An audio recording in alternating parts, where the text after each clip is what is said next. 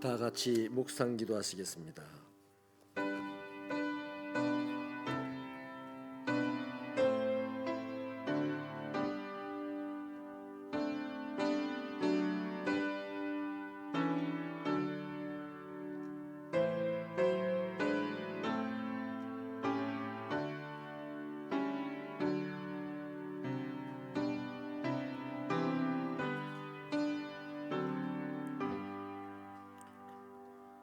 여호와의 율법은 완전하여 영혼을 소성시키며 여호와의 증거는 확실하여 우둔한 자를 지혜롭게 하며 여호와의 교훈은 정직하여 마음을 기쁘게 하고 여호와의 계명은 순결하여 눈을 밝게 하시도다.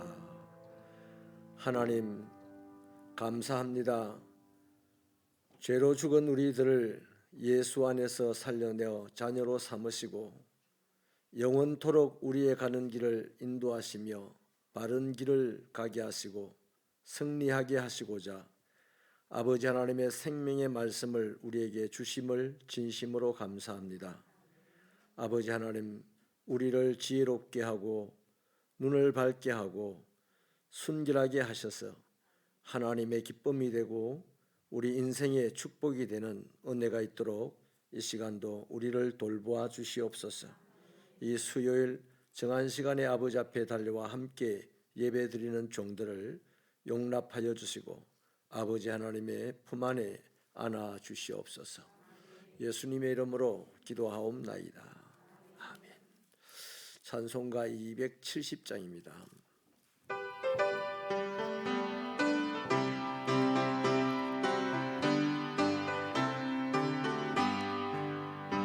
연찬non 주님의 사랑과 거룩한 보혈의 공로를 우리도 찬양을 합시다. 주님을 만나볼 때까지 예수는 우리를 깨끗게 하시는 주시니 그의 피 우리를 눈보다 더이게 하셨네. 우리를 깨끗게 한 피는 무궁한 생명의 물이세.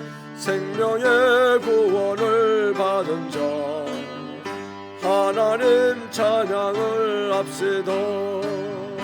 예수는 우리를 깨끗게 하시는 주시니 그의 피 우리를 눈보다 더이게 하셨네. 거룩한 보혈을 날마다 입으러 간정에 담대히 싸우며 나가세. 천국에 들어갈 때까지 예수는 우리를 깨끗게 하시는 주시니 그의 피 우리를 눈보다 더이게 하셨네. 십자가 단단히 붙잡고 날마다 이기며 나가세.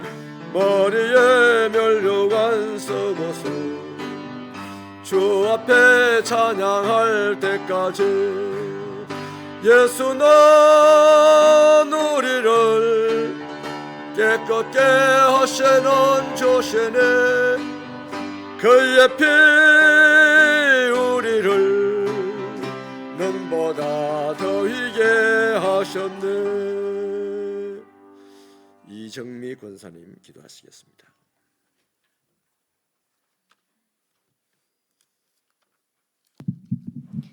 사랑의 주님 감사합니다. 부족하고 연약한 저희들을 하나님 사랑으로 지켜주시고 주님의 뜻과 예정으로 우리를 선택하여 하나님 자녀로 살아갈 수 있도록 은혜 베풀어 주심 감사드립니다. 주님의 그 큰 사랑을 알면서도 주님 뜻에 순종하지 못한 시간들로 채워진 나약함을 용서해 주시고 이생의 욕심과 자랑으로 채우려 했던 빈자리에 성령의 은혜를 부어 주옵소서.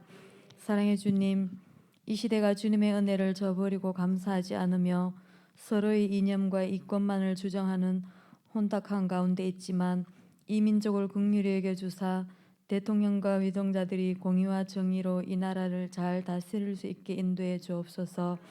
세계적으로 불안정한 정세에 있으나 사회, 정치, 경제, 안보를 굳건히 지켜주셔서 주님의 은혜로 이 민족에게 살 길을 열어주셨사오니 주님 백성다운 민족으로 거듭날 수 있는 은혜를 허락해 주옵소서. 주님께 드린 것 없는 저희들에게 늘 부족함 없이 필요에 따라 채워주시고 안전히 지켜주시며 또한 저희 교회와 항상 함께 해주시니 감사합니다. 올해도 하나님과 동행하는 교회가 되게 인도하시고 세계 곳곳에서 자신의 모든 것을 들여 헌신하는 선교사님들의 사역과 박홍세빛 교회와 이부중, 송야곱, 최숙향, 최호덕, 이성광 선교사님의 사역에 주님의 계획하신 뜻이 온전히 이루어지게 하옵소서. 선교사님들의 가정에 늘 건강과 안전으로 지켜주시고 협력하는 국내 교회와 기관들을 축복해 주옵소서. 오늘도 주님의 말씀을 사모하여 이 자리에 나왔사오니 저희들의 마음문이 활짝 열려 말씀마다 아멘으로 화답하고 주님을 더욱 의지하며 사모하고 참된 예배를 드리기에 최선을 다하게 성령님 인도해 주옵소서. 담임 목사님 세워주심 감사합니다.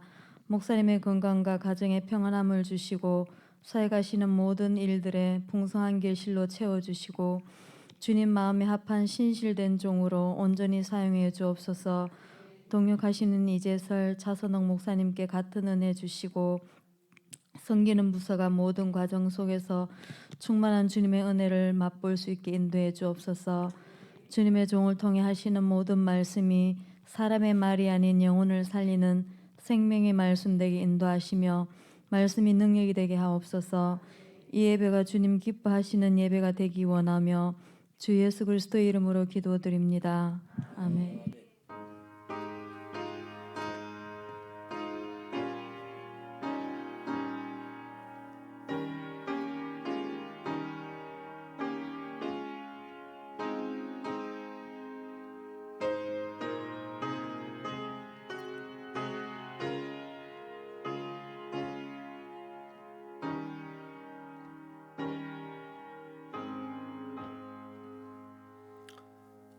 하나님의 말씀은 고린도전서 2장 1절부터 5절입니다. 고린도전서 2장 1절부터 5절은 신약 성경 264페이지에 있습니다. 우리 2장 1절부터 5절을 한 절씩 교독하겠습니다. 형제들아, 내가 너희에게 나아가 하나님의 증거를 전할 때에 말과 지혜의 아름다운 것으로 아니하였나니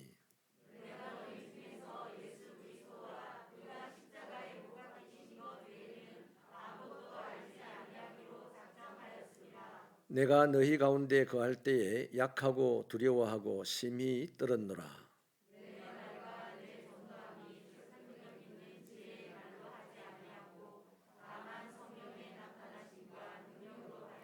같이 읽습니다. 너희 믿음이 사람의 지혜에 있지 아니하고 다만 하나님의 능력에 있게 하려 하였노라. 아멘. 날씨가 갑자기 많이 추워졌습니다. 이럴 때 감기 조심하시고 특별히 요즘엔 또 독감이 굉장히 센 게 유행을 한다고 합니다. 잘 조심하셔서 건강 유지 잘 하시기를 바랍니다. 우리가 잘 알다시피 고린도 교회의 근본적인 이 분열의 원인 중 하나가 사람을 자랑하고 사람을 의지하고 따르는 데 있었다라는 것을 알 수가 있습니다. 이 앞부분에 보면 아볼로라는 성경을 가르치는 사람을 바라보고 따라가는 사람도 있고 또 선교의 열정을 가지고 있는 바울을 바라보고 따라가는 사람도 있고 또 거기다 극소수지만 나는 베드로처럼 예수 본 베드로처럼 신앙생활을 하겠다 하고 가는 사람도 있고 또 더 극소수지만 나는 예수파다 하는 사람도 있었습니다. 근데 문제는요, 각양각색의 삶의 자리가 있고 또 생각의 방향이 있겠지만 나 외의 다른 사람의 생각과 그 삶의 방향들에 대해서 사람은 터부시하는 경향이 있고 잘못되었다라고 판단하는 경향이 있습니다. 그래서 그것이 이제 분열을 몰고 오고 싸움을 몰고 오게 되는 것이죠. 이미 고린도 교회는 이런 상황에 접어들었습니다.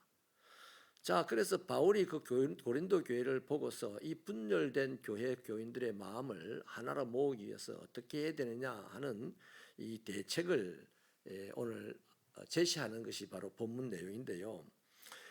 사람에 대한 자랑, 사람 바라보고 신앙생활하는 거 내려놓고 십자가의 도, 예수님의 십자가를 사랑하는 길만이 사람의 마음을 하나로 묶을 수 있다. 교회의 방향을 하나로 만들 수 있다 하는 얘기를 합니다. 그러니까 다양한 사람이 와야죠. 빨간 옷만 입고 오면 되는 게 아니고 빨간 옷도 입고 와도 되고 검은 옷도 입고 와도 되고 그죠? 되는데 빨간 옷 입고 온 사람이 예수님만을 바라보고 예배당에 오면 흰 옷 입고 온 사람을 보고 와 아름답다 이럽니다. 그런데 빨간 옷을 입은 목사를 바라보고 따라오면 니 왜 빨간 옷 안 입었냐 이래 되는 거죠. 예수님을 바라보지 않고 신앙생활하면 내 신앙생활만 옳다. 우리 교회 안에도 이런 경향이 있는 분들이 있습니다. 제가 대놓고 말하기에는 좀 곤란해.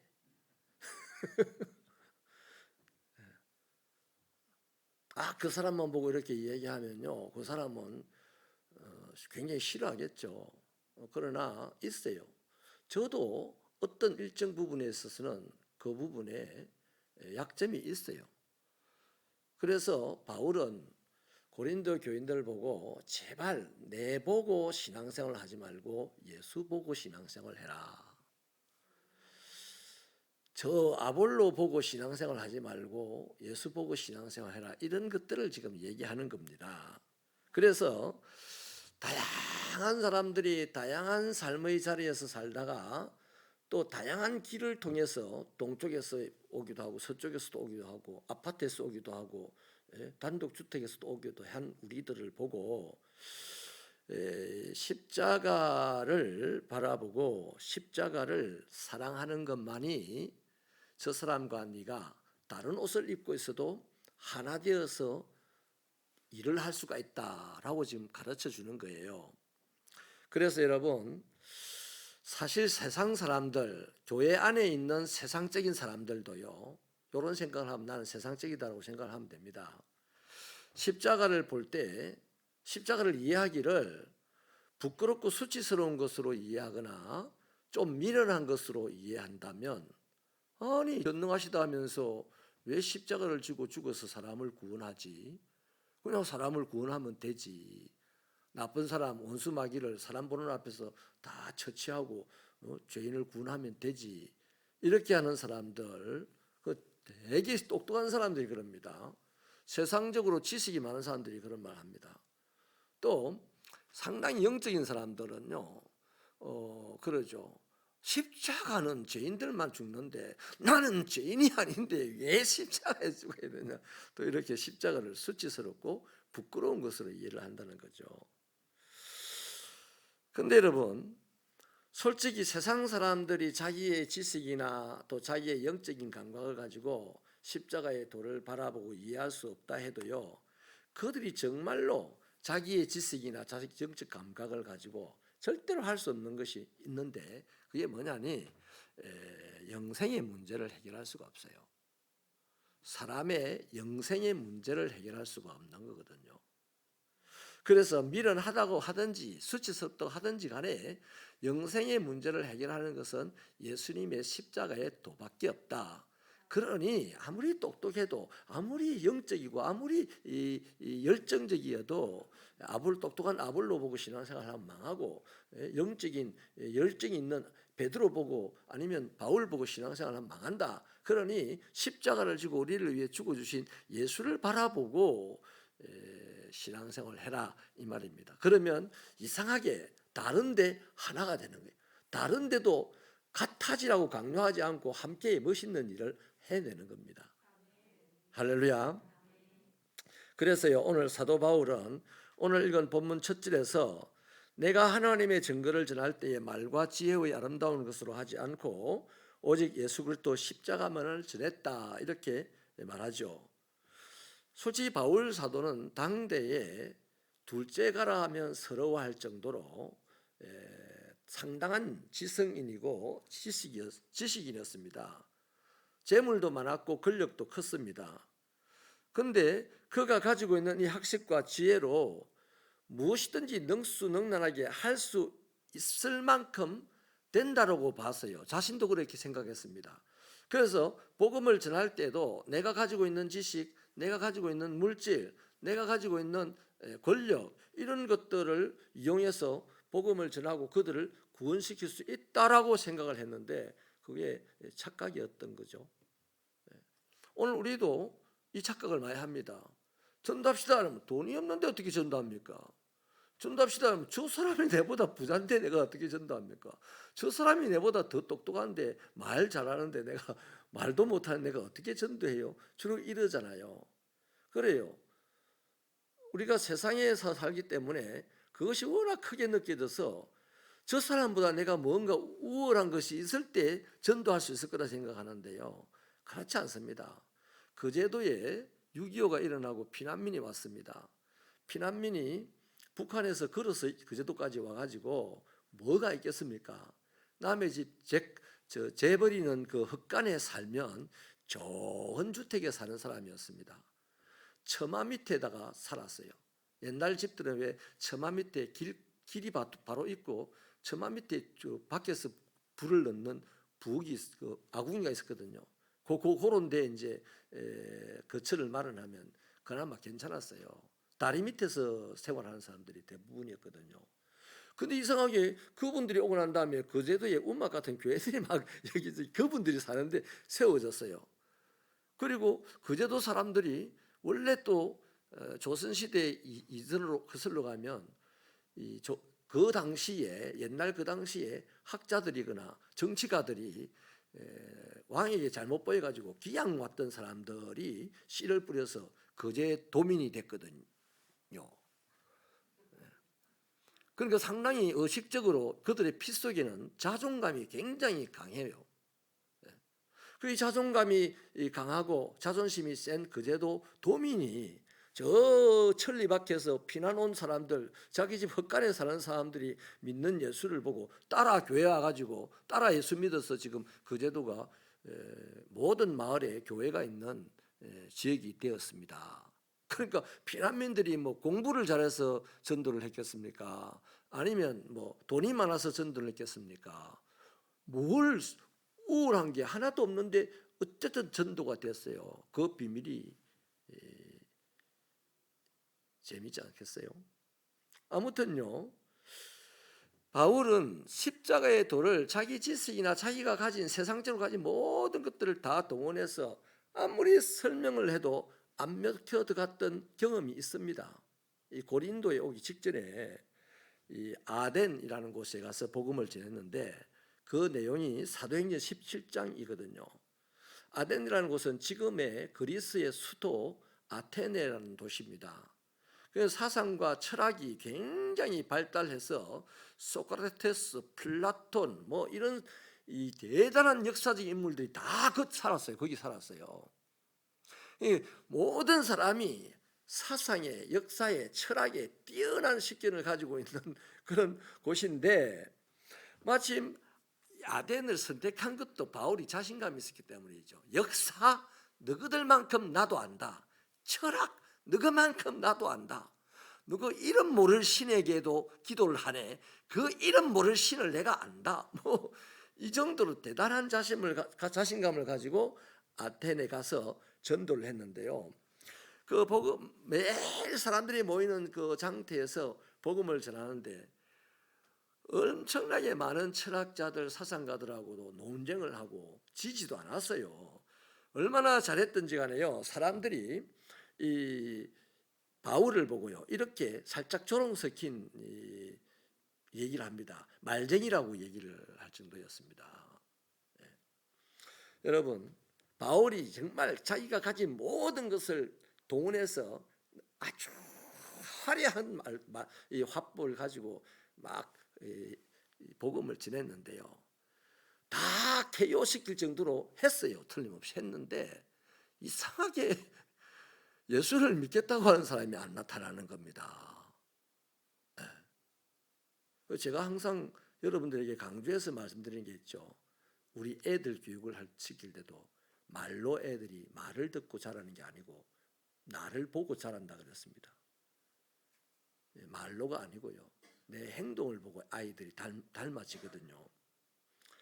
여러분, 그래서 여러분, 이 바울 사도는 그렇게 자기 가진 지혜와 가진 능력을 다 동원해서 예수 믿으라고 설득을 하고 논쟁을 벌였는데도요, 그게 안 먹혀 들어갔는데, 이게 사도행전 17장 32절로 33절입니다. 우리 스크린으로 한번 읽어볼까요? 같이 시작. 그들이 죽은 자의 부활을 듣고 어떤 사람은 조롱도 하고 어떤 사람은 이 일에 대하여 내 말을 다시 듣겠다 하니 이에 바울이 그들 가운데서 떠났다, 이렇게 말하죠. 여러분, 지금 내가 말해서 이겼다,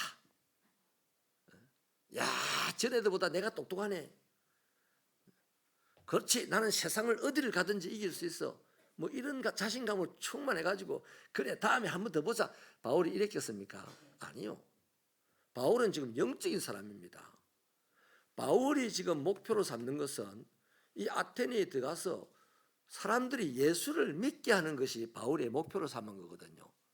자기 뭐 지식이나 지혜나 이런 거 자랑하려고 사실 들어간 게 아닙니다. 그런데 이들이 지식이 많고 지혜가 많으니까 내가 이왕에 배운 지식과 지식과 학문과 능력들을 총동원해서 이 지식 많은 사람들과 논쟁을 해서 이기면 예수 믿겠네, 이렇게 하고 왔는데 그게 착각이었다는 것을 지금 이제 깨달았어요. 얼마나 허탈했겠습니까? 거의 탈진하여서요, 죽음 직전에까지 이르렀을 정도입니다. 고린도에 들어올 때는요, 거의 죽을 지경이었습니다. 그 마침 아굴라와 브리스길라 부부를 만나서 그 집에서 이제 얹혀 살면서 그들에게 위로를 받고 새 힘을 얻었기에 망정이지, 바울은 아덴에서 어마어마한 실패를 했습니다. 가장 멋지게 성공할 것이다, 복음을 전하고 예수를 믿게 하는데 성공할 것이다 생각하고 거기서 제일 크게 실패를 했어요. 자, 그래서 이제 이 아굴라 브리스길라 집에 와가지고 얹혀 사는 중에 고민을 해봤을 거 아닙니까?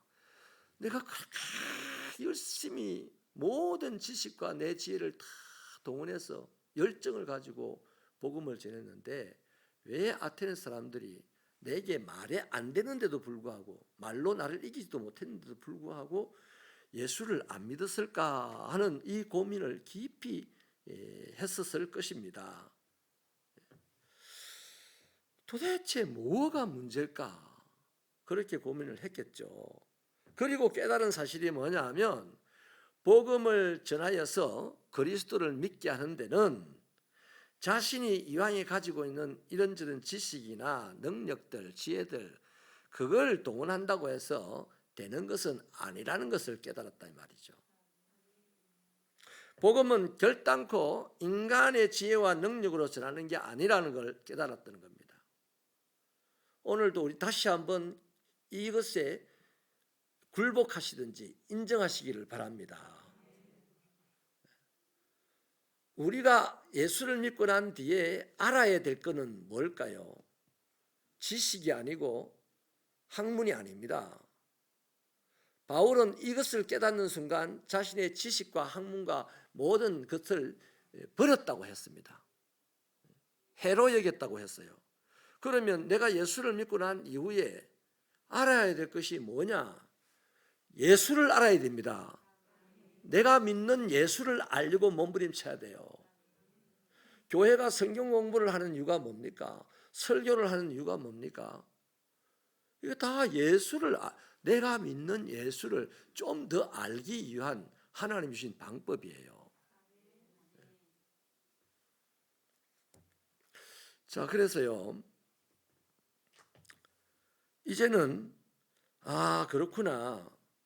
이전에 내가 가지고 있는 세상적인 지식이나 학문, 이 능력들을 가지고 복음을 전할 수는 있으나 그것 때문에 사람들이 예수를 믿는 건 아니라는 것을 이제 알았으니까 이제부터 자기는 뭐 하겠습니까? 그래, 사람들이 미련하다고 하고 사람들이 터부시하고 부끄럽게 여기는 십자가만을 알려야 되겠다. 십자가만을 알려야 되겠다. 이런 결심을 하게 됩니다. 그래서 바울은 오늘 1절에서 그러잖아요. 형제들아, 내가 너희에게 나아가 하나님의 증거를 전할 때 말과 지혜의 아름다운 것으로 하지 않았다. 이전에는요, 말 잘하는 사람에게 더 말을 잘하는 것으로 전하려고 했어요. 지혜롭다고 많이 배웠다는 사람에게 내가 더 많은 학식을 가지고 전하려고 했어요. 그런데 그게 아덴에서 철저하게 깨져버렸습니다. 조금 옆으로 하는 얘기지만 우리 성도 여러분, 기도는요, 미사여구를 많이 동원하고 성경 구절을 많이 동원하는 것이 기도가 아닙니다. 기도는 진실함과 간절함으로 한마디도 기도입니다. 기도를 통해서 뭘 깨달아요? 우리가 하나님의 응답을 깨닫지 않습니까? 성경 말씀을 100번 기도 시간에 말하고 아름다운 말을 말한다고 해서 하나님이 깨달아지는 게 아니에요.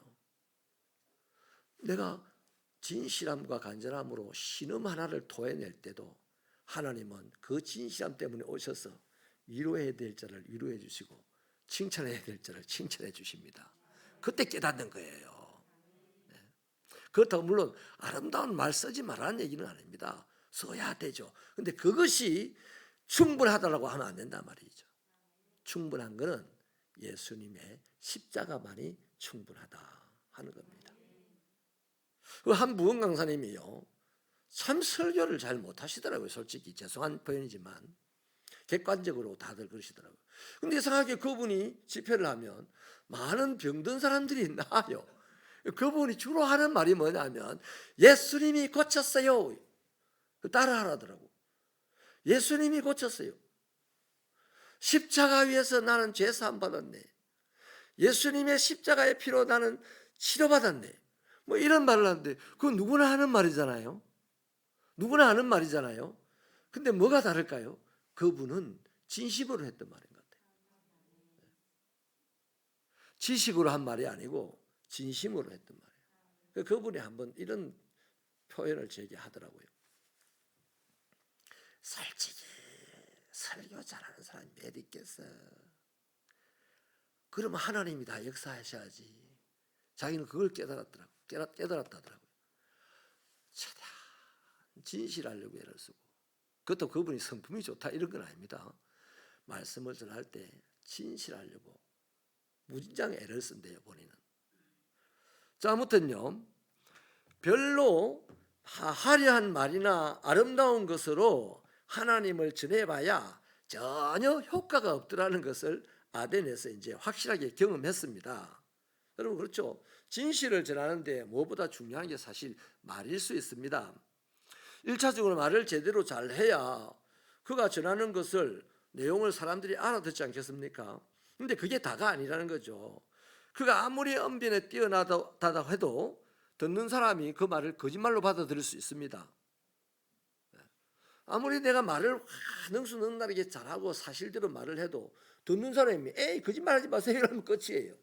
그 결정은 상대방이 하거든요. 듣는 사람이. 옛날에요, 대구에 그 전도 집회를 일주일간 갔는데 월요일 날 만나서 목요일 날 헤어지는 겁니다. 그래서 월요일 날 오후에 만나가지고 식사를 하고 월요일 저녁부터 잠잘 때까지 기도합니다. 그 화요일 날 새벽에 일어나서 기도하고 아침 먹고 또 기도하고 점심 먹고 기도하고 저녁 먹고 기도하고 또 잡니다. 수요일 날 새벽에 기도하고 아침 먹고 기도하고 점심 먹고 기도하고 그리고 오후 한 4시인가 해서 나가요. 그 전도 시간 딱 1시간 줍니다. 월요일부터 목요일 사이에 전도 시간을 딱 1시간, 수요일 날 4시부터 5시까지. 그게 뭐합니까? 전도를 위해서 사전 준비로 엄청나게 기도했다는 거죠. 그래가지고 1시간 동안 대구의 동성로에 한 800여 명이 확 퍼졌는데요. 이때 이제 1시간 전도하고 돌아와서 저녁을 먹고 저녁 집회는 이제 활동했던 보고를 1시간 동안 일어났던 보고를 하는데 놀라운 일들이 일어났어요.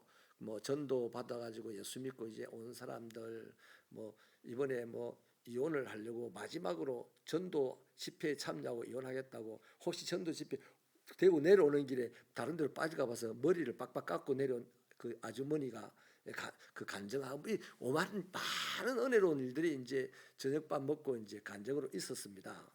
그런데 한 마지막 타임쯤 돼갈 때요, 한 장로님이 인천에서 오신 장로님인데 막 엉엉 울면서 강단으로 뛰어 올라가더라고요. 막을 수도 없어요. 주체를 못하는 거예요. 그래서 이제 시간을 허락했는데 이분의 간증이 이래요. 원래 이분은 전도를 열심히 했던 분입니다. 전국 지역을 다니면서 전도를 했던 분인데 내년 여름에는 대구에서 집회를 합니다. 전도 집회를 합니다. 이렇게 광고가 뜨자마자 이분은 자기 교회 돌아가서 기도했답니다. 그러니까 전해 여름부터 이번 해 여름 오기까지 기도하기를 뭐라고 됐냐면, 하나님, 대구가 불교가 엄청나게 강한 지역인데 대구에서 불교가 제일 센 사람을 저에게 맡겨주십시오. 이 기도를 거의 1년 동안 했대요. 그리고 하고서 이제 전도 집회가 있는 월요일 날 이분이 안 오고 또 자기 교회에서 기도를 했답니다. 화요일도 안 오고 기도했다요. 수요일 날 점심 때 가지고 같이 점심 먹고 기도 한 3시간 하고서 4시에 나간 겁니다. 이분도 기도 안 한 건 아니에요. 기도 많이 했대요. 근데 대구에서 불교가 제일 센 사람을 붙여달라고 기도한 거죠. 근데 동성로에 딱 갔는데 처음 만난 사람이 대구 불교 대학생 연합회 회장을 만난 겁니다. 그러니까 막 오 하나님 감사합니다 하고서 그 불교 연합회 대학생에게 제안을 했던 거예요. 내가 당신에게 내가 믿는 예수의 도리를 설명을 할 테니 당신은 당신이 믿는 도리를 설명해라. 그 네부터 먼저 해라 그랬어요. 그래서 30분씩 하기로 했답니다. 그 이제 본인이 30분을 하고 자기가 30분도 안 걸렸대요. 자기가 복음을 전하는 거는 30분도 안 걸려서 착착착착 전하니까 어이 선생님 말이 맞네요 이러더래요. 그래서 약속대로 그러면 이제 영접기도 하자는 게, 미쳤습니까 제가 영접기도 하게요. 난 불교 신자인데요. 그리고 가버리더래요. 그래서 이 장로님이 그때 깨달은 것이, 내가 여태까지의 시간을 마귀에게 다 빼앗겼구나. 왜 그랬을까요? 왜 그랬을까요? 본인은 불교가 제일 센 사람을 만나도 이길 수 있다는 자신감이 있었던 겁니다. 그게 다 헛일입니다. 교회 안에서 자기가 우리 교회 와보니까 내가 제일 학벌이 높네, 그 자신감이 그를 망하게 합니다. 와보니까 내가 제일 예쁘네, 그 자신감이 그를 망하게 합니다. 이거는 이지선이라고 하는 참 예쁜 아가씨가 화상을 입고 지금 선교사로 사역하는 그분의 하시는 말씀이, 제일 예쁘다고 자신하는 순간 나는 망했어요. 내가 제일 돈 많다고 자신감을 갖는 순간 그것 때문에 망합니다. 우리의 자신감은, 예배당에 모인 사람들의 자신감은 오직 예수 그리스도가 내 안에 있다는 사실입니다. 아멘. 그럴 때 그 사람은 세상을 지고 흔드는 삶을 살아갈 수 있어요.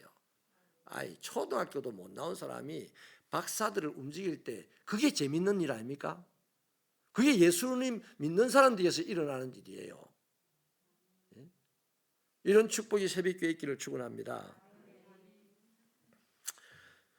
그래서 바울 사도도 금방 대구에서 전도하다가 실패한 이 장로님처럼 바울 사도도 아덴에서 그렇게 실패를 해봤기 때문에 화려한 말, 대단한 지식 가지고 복음 전한다고 해서 예수 믿는 거 아니다, 이걸 깨달았으니까 이제 뭔만 십자가만 자랑하는 사람으로 바뀌게 되는 거예요.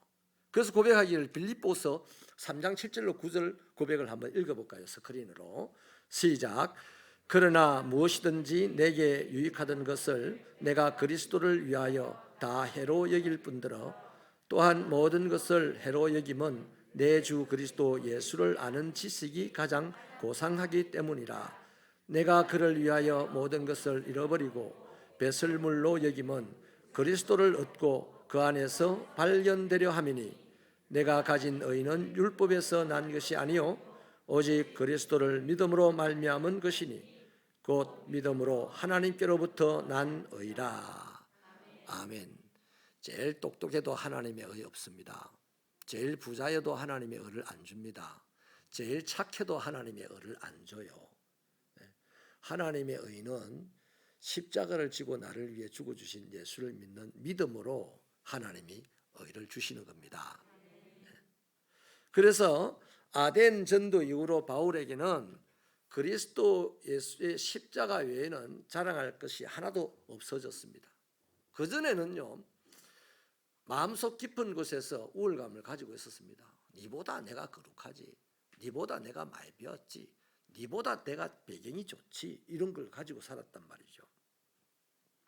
자, 그렇다면 여러분, 이제 바울은 자기가 세상적으로 자랑할 것들을 다 내려놓고 또 세상적으로 알고 싶은 것들을 다 내려놓고 예수만 알고 예수만 자랑하는 사람으로 바뀌었는데, 오늘 저와 여러분의 자랑거리는 무언가를 이 시간에 한번 질문을 해보십시오.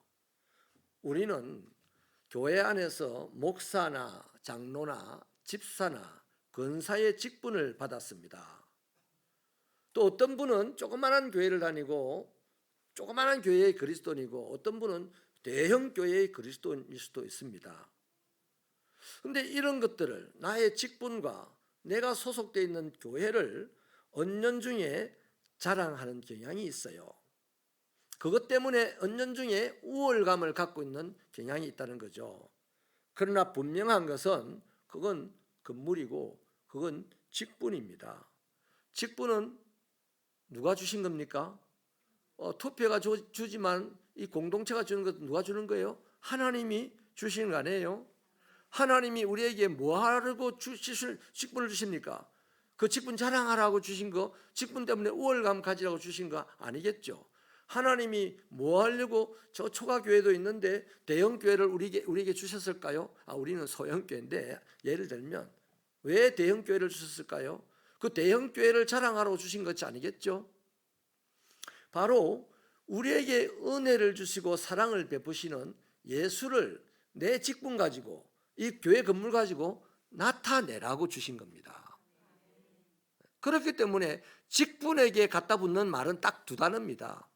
충성과 순종입니다. 자, 말을 잘못했네요. 순종과 충성입니다.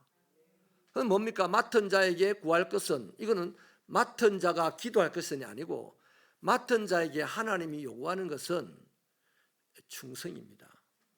예수님은 나중에 바울 사도는 더 세게 말하죠. 뭐 하라고? 죽도록 충성해라. 그 예수님의 말씀을 해석해 놓은 겁니다. 네가 나와 복음을 위해 죽으면 내가 너를 살리리라. 그 말씀을 해석해서 적용한 게 죽도록 충성해라. 살아나려면 죽어야 한다는 거죠. 아멘. 자, 그렇다면요. 자, 직분이나 교회 건물 이런 것들이 자랑할 거리가 아니고 그리스도의 사랑을 나타내기 위해서 우리가 받은 은사라는 거죠. 그렇다면 교회를 위해 내가 충성하고 봉사하는 것은 자랑이냐? 충성과 봉사가 또 자랑이 될 수가 없습니다. 그게 자랑이 되면 굉장히 위험합니다. 내가 당신보다 더 충성을 많이 해. 저는 옛날에 이런 생각을 좀 했어요. 왜 저분은 새벽기도를 안 나올까? 새벽기도를 나와야 될 만한 분인데 왜 안 나오냐? 나는 새벽기도를 나오는데. 근데 제가 나이가 들어가고 또 몸이 아파지고 하면서 월요일날 새벽기도를 이제 그냥 거의 공식적으로 쉽니다. 제가 월요일 새벽기도 안 나옵니다 이렇게 공식화 하지는 않았지만 월요일날은 100% 안 나와요. 그냥 푹 잡니다. 아침 6시 반까지. 그래서 6시 반에 일어나가지고 정리해서 이렇게 와보면 한 분이 기도하고 있기도 하고 그렇더라고요. 근데 이 충성하고 봉사하는 이것을 자랑으로 삼으면요, 다른 사람이 그렇지 못하는 것을 정죄하게 돼요. 왜? 내가 예수가 아니니까. 그 정죄하게 되면 그 사람은 또 뭐라고 대꾸하겠습니까? 니나 잘해라 이래 되거든요. 그러면 이 분열이 갈수록 심화되거든요. 또 나 자신도 교만해지기가 쉽고요. 하나님과의 거리가 실컷 기도하면서도 하나님과의 거리가 멀어지는 사람이 되는 거죠. 그래서 여러분, 봉사와 충성 이것이 직분이나 교회 덩치가 자랑거리가 될 수 없다고 한 것처럼 봉사나 충성하는 것도 자랑거리가 될 수 없는 것은 내가 교만해지기 쉽고 내가 다른 사람을 정죄하기 쉬워서 그것은 곧 교회 공동체의 분열을 몰고 오기 때문에 자랑해서는 안 된다는 겁니다. 그래서 여러분, 교회 안에서는 뭐만 자랑해야 됩니까? 그리스도 예수의 십자가를 지신 예수 그리스도. 그러면 그래요. 백집사님을 만났어요. 집사님, 할렐루야, 당신과 나를 위해서 예수님이 십자가를 지고 죽고 있었습니다. 오늘 있어서 집사님이 감동받았어요. 상당히 신선하네. 다음 날 또 만났는데, 집사님, 우리 예수님이 당신과 나를 위해 죽으셨잖아요. 집사님 어느 날 몸이 많이 아파요. 그때도 집사님, 예수님이 당신을 위해서 죽으셨으니 그 주님과 함께 고통 속에 있어 보십시오. 주님을 만나게 된 겁니다. 이러면 식상해 할 수 있죠, 그죠? 식상해 하는 게 노골적 성경적으로 말하면 미련하게 보거나, 목사님은 아는 게 저것밖에 없나? 세계사를 좀 알면 이야기할 거리가 많을 텐데, 이렇게 되는 거죠. 그런데 성경은 십자가만 알랍니다. 십자가만 자랑하랍니다. 할렐루야! 그런 거예요. 바울 사도는요, 계속 이렇게 이어서 말하기를 뭐라고 하냐면, 너희 가운데 거할 때 내가 약하고 두려워 심히 떨었다 이 말이에요. 이게 무슨 말이냐면 두 가지로 해석할 수가 있습니다. 지금 이분은 이제는 난 내 지식이나 내가 가지고 있는 모든 배경을 가지고 예수를 믿으라고 아무리 복음을 줘도 안 되더라. 그러니 십자가만 알고 십자가만 자랑하기로 결심을 했습니다. 그런데 이 십자가만 자랑하고 십자가만 알려고 하고 십자가만 자랑하려고 지금 고린도 사람들 만나러 가야 되는데 당장 처음 아직 경험해보지 못한 거 아니에요. 역사가 안 일어나면 어떡하지? 아무도 안 믿으면 어떡하지? 사람들이 미련하다고 욕만 하고 떠나면 어떡하지? 이런 것 때문에 두려워서 떨 수가 있어요. 또 다른 한 가지는요, 자기 자신이 이 예수님의 십자가 앞에서 두렵고 떨리는 겁니다.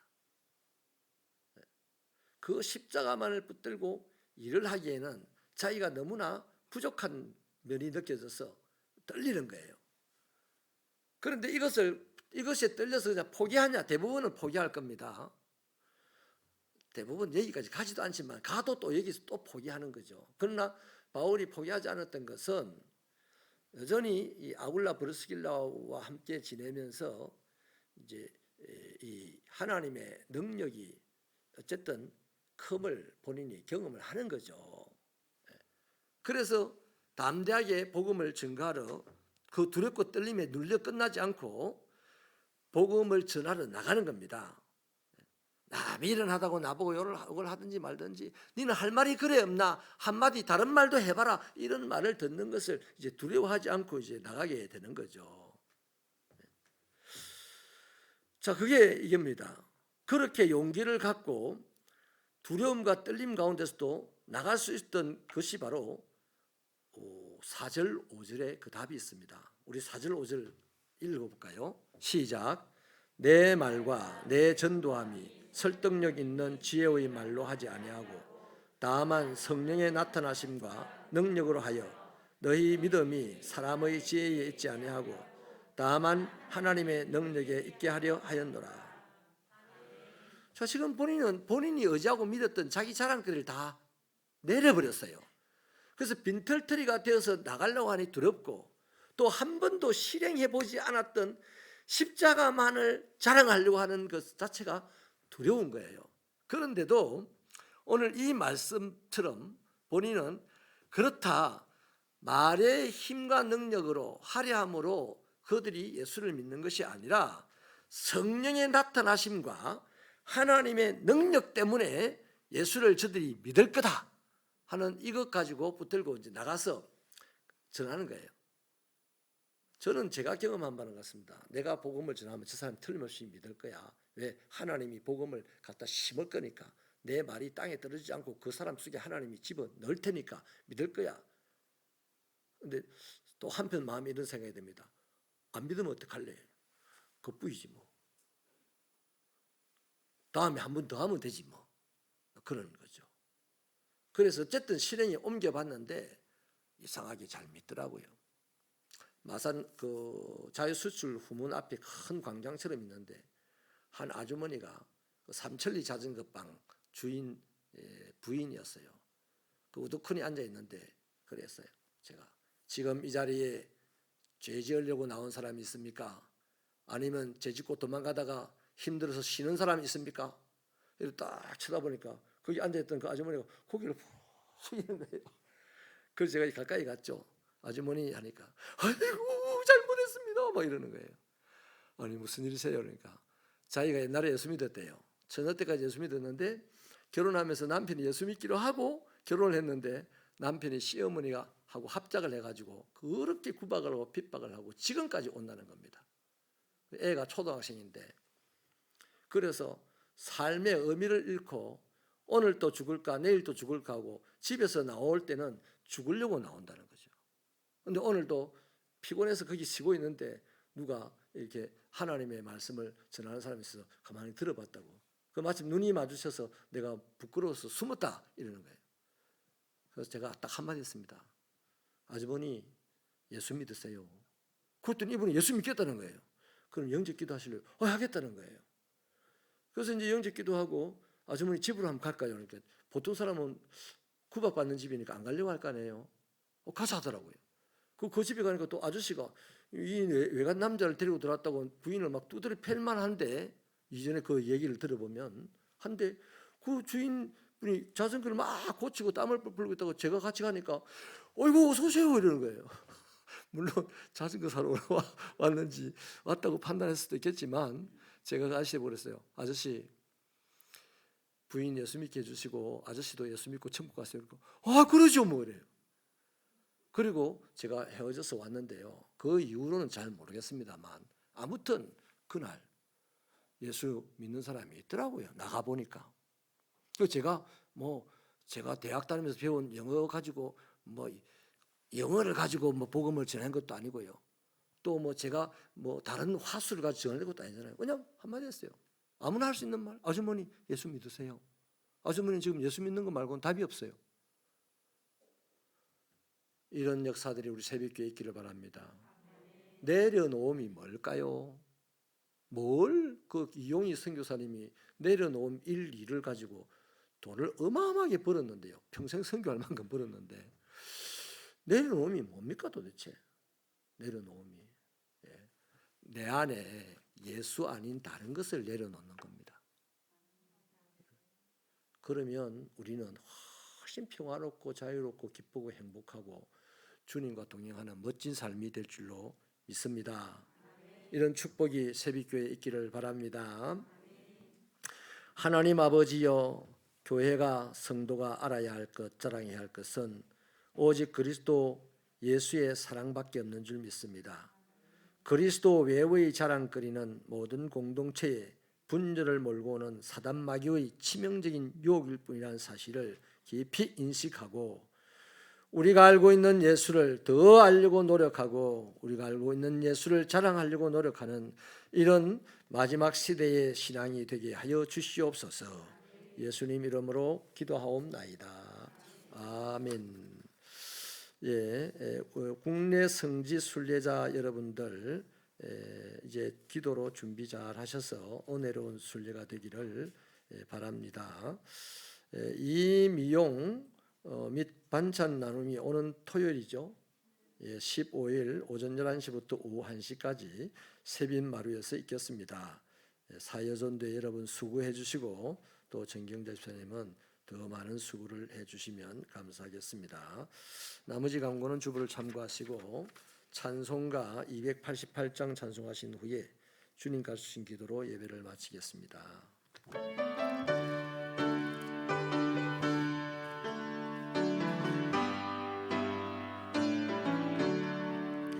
예수를 나의 구주 삼고 성령과 피로써 거듭나니 이 세상에서 내 영혼이 하늘의 영광 누리도다.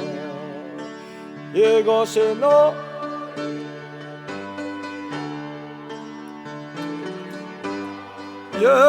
천소에서 나서는 동안 끊임없이 구주를 찬송하리로다. 온전히 주께 맡긴내요. 사랑의 음성을 듣는 중에 천사들 왕래하는 것과 하늘의 영광 보리로다. 이것이 나의 간정이요 이것이 나의 찬송일세. 나 사는 동안 끊임없이 구주를 찬송하리로다. 주 안에 기쁨 노래으로 마음의 풍랑이 잔잔하니 세상과 나는 간 곳 없고 고속한 주만 보이도다. 이것이 나의 간정이요 이것이 나의 찬송일세. 나 사는 동안 끊임없이 구주를 찬송하리로다.